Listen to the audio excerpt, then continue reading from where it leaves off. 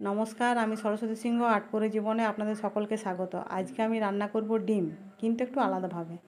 তাহলে চলুন রান্নাটা শুরু করি।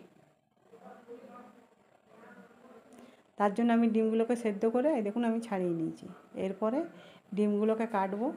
ডিমের সাদা অংশ আর কুসুম দুটোকে আমি আলাদা করে নেব।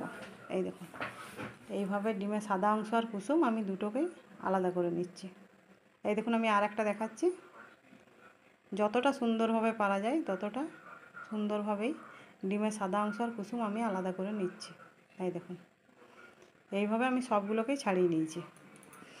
এরপরে এই যে ডিমের সাদা অংশগুলোকে আমি লম্বা লম্বা করে কেটে নেব।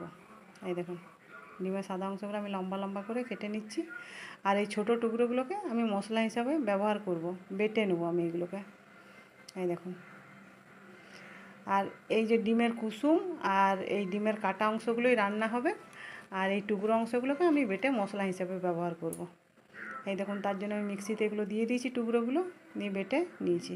এরপরে কড়াইয়ে তেল দিয়ে আদা রসুন আর কাঁচা লঙ্কা কড়াইয়ে দিয়ে কষতে শুরু করব। তারপর আমি হলুদ, নুন, লঙ্কা, জিরে, একটু মিট মশলা এগুলো দিয়ে আস্তে আস্তে আমি কষাতে শুরু করব। এই দেখুন, কারণ ডিমটা তো আমার কাঁচা আছে, যার জন্য মশলাটাকে একটু ঠিকঠাকভাবে আমাকে রেডি করে নিতে হবে। এই দেখুন, এবারে মশলা শুকিয়ে এলে আর একটু জল দিয়ে আমি আর একটুকু নাড়াচাড়া করে নেব। এই দেখুন, মশলা আমার শুকিয়ে এসছে, আমি একটু জল দিয়ে দিচ্ছি, দিয়ে আর একটুকু আমি নাড়াচাড়া করে নিচ্ছি। এই দেখুন, এরপরে যখন গা থেকে তেল ছাড়তে আরম্ভ করবে তখন টমেটো আর কাঁচা লঙ্কাটা আমি দিয়ে দেবো। টমেটো কাঁচা লঙ্কাও কষাবো যতক্ষণ না টমেটোটা আমার গলে যাচ্ছে। এই দেখুন, টমেটো আমার গলতে শুরু করেছে, টমেটো আমার প্রায় গোলার মুখেই হয়ে গেছে। এই দেখুন, গলে গেছে।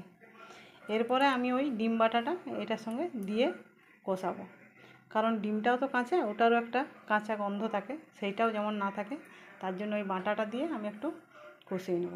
এই দেখুন, আমার মশলা রেডি। এরপর আমি ডিম বাটাটা দিয়ে দিচ্ছি, আবার আমি কষতে শুরু করব। এই দেখুন, আমি কষাচ্ছি, যেই গা থেকে আবার তেল ছেড়ে আসবে তখন মশলাটা আমার রেডি। এই দেখুন, ওই জন্য আমি একটু বেশি করে কষাচ্ছি। এই দেখুন, তেল ছেড়েছে, মশলা আমার রেডি। এবারে মিক্সি ধোয়া জলটা আমি এটাতে দিয়ে দিলাম। এবারে এইদিকে আমার মশলা ফুটুক, আর অন্যদিকে আমি কড়াইয়ে একটা আলাদা কড়াইয়ে আমি এই ডিমগুলোকে কিন্তু সাজিয়ে নিয়েছি। এই দেখুন, আমি ওই কড়াই দিই না এই কারণেই, কারণ কড়াইয়ের তলাটা গোল, আমার ডিমের কুসুমগুলো ভেঙে যেত, যার জন্য আমি এইটাতে সাজিয়ে নিয়েছি। এবারে এইটাকে আমি চাপিয়ে দিলাম, আর কড়াইয়ের মশলা তো আমার রেডি হয়ে আছে, ওই মশলা আমি এটার উপরে ঢেলে দেবো।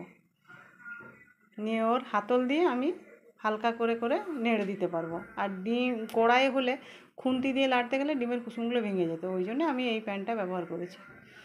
এরপরে গোলমরিচ, গরম মশলা আমি একসঙ্গে গুঁড়িয়ে রেখেছি, দিয়ে দেবো একটু করে, আমি এই চারিদিকে ছড়িয়ে দেবো। এরপর ছড়ানোর পর 5-7 মিনিট লো ফ্লেমে রান্না করলেই আপনার রান্না রেডি। এই দেখুন, আমার রান্না প্রায় রেডির মুখে। আপনাদেরকে অনেক ধন্যবাদ আমার এই ভিডিওটা দেখার জন্য। এই তো রান্নাটা কিন্তু অনেক মজাদার, বাড়িতে একবার করে খাবেন। আর আমার চ্যানেলটি যদি আপনাদের ভালো